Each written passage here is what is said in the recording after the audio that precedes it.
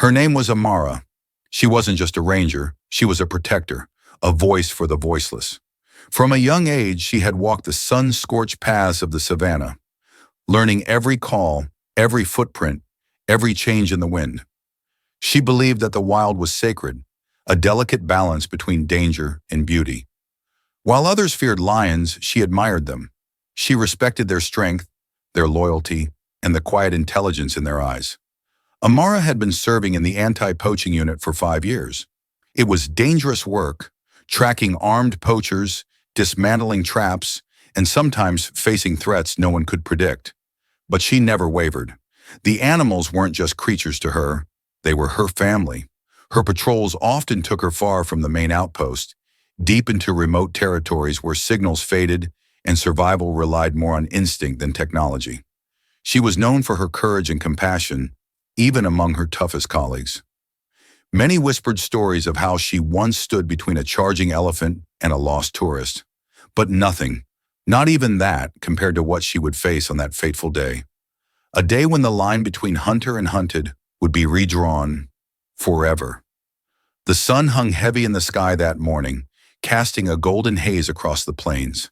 The air was unusually still. Birds that usually sang at sunrise were silent, and even the insects seemed hesitant. Amara sensed something was off. Her boots crunched softly on the dry earth as she moved deeper into the forest edge, scanning the ground for signs. That's when she saw it. A broken branch, fresh footprints, and a smear of blood on a stone. Her pulse quickened. These weren't animal tracks. Someone had been here recently. She crouched low, brushing her fingers across the dirt. Boot prints, heavy, rushed. Multiple people. She followed the trail cautiously, her hand on the tranquilizer rifle slung across her shoulder. A few steps later, she spotted the glint of wire, a snare trap, carefully hidden beneath a pile of leaves. Her heart sank. Poachers, and not just amateurs. These were seasoned. They knew how to hide, how to kill quickly, and how to vanish like ghosts. Amara radioed in her position, but there was no response. Static. She tapped the device again, still nothing. The deeper she went, the more silent the world around her became. She was alone, but she couldn't turn back, not when animals were at risk. She pressed forward, then everything went black. From behind the tall grass, two masked men rushed her. One knocked the rifle from her hand, the other grabbed her from behind. She struggled, kicked, screamed, but within seconds she was overpowered and tied tightly to a nearby tree. The poachers stood over her, faces hidden behind scarves, eyes cold and mocking. One of them leaned in close, his breath reeking of tobacco and anger. "You think you're saving animals?" he hissed. "Let's see if they save you." They tightened the rope around her wrists, securing her body firmly to the trunk of the tree. Then, without another word, they turned and walked away, disappearing into the dense bush, leaving her alone in the heart of lion territory. Amara's chest rose and fell rapidly. She knew exactly where she was, the eastern boundary of the reserve, near a known lion pride's hunting grounds. The poachers had chosen this spot deliberately, not just to silence her, but to send a message. Her arms ached, her throat burned, and fear clawed at her mind. The sun dipped lower. Soon night would fall, and with it, the lions would return to their domain. Time moved painfully slow. The sun was nearly gone now, casting long, twisted shadows through the trees. Amara's arms throbbed from the ropes, her lips were cracked, and every breath felt like fire.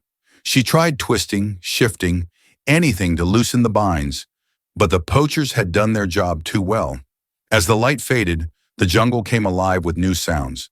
Crickets began their chorus, but beneath that, something heavier, a rustle, a low grunt, and then silence. That silence was more terrifying than any roar. The air turned electric. Amara's ears caught it, a deep, guttural growl in the distance. Her body tensed, eyes scanning the darkness. Another growl, closer this time. Her heart pounded so loud she thought it would echo into the trees. She knew that sound. She had studied it. That was a lion. No, more than one. They were near. They were coming, and she couldn't run. Out of the darkness, they emerged. First, a pair of glowing amber eyes, then another. The pride moved silently like shadows with muscle and breath. Amara froze, her breath caught in her throat. She could see their massive bodies now, 6 lions in total, led by a muscular male with a golden mane that shimmered faintly under the moonlight. They made no sound, but their presence shook the ground beneath her.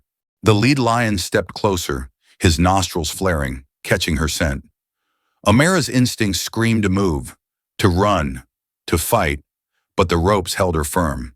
She closed her eyes for a moment, whispering a silent goodbye to the life she had lived, the animals she loved, the mission she never got to finish. The lions circled her slowly, their eyes locked onto her like they were studying her, not stalking. This wasn't a hunt. It felt like curiosity. Then something extraordinary happened. The lioness, young and lean, walked right up to her. She sniffed Amara's boots, then her arm.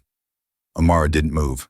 The lioness stared into her eyes for a long, silent moment. And then she sat down. The others followed. One by one, the entire pride settled around her like sentries guarding a queen. No growls, no aggression, just presence. Amara's breath came out shaky. Tears welled in her eyes, not from fear, but from awe. The lions had found her, yes, but not to harm her. Somehow, they had come to protect her. The stars blinked into view as the night deepened, painting the sky in endless velvet. Around her, the lions rested, calm, breathing softly, their bodies rising and falling in rhythm with the breeze. Amara sat frozen, not from fear anymore, but disbelief. Never in her wildest dreams had she imagined being so close to these majestic beasts and feeling safe. The lead male lay barely 10 feet from her, his golden eyes half-lidded but aware, always watching. Time lost its meaning in that moonlit clearing. Crickets chirped, owls called, and the lions remained still, as if they understood she wasn't prey.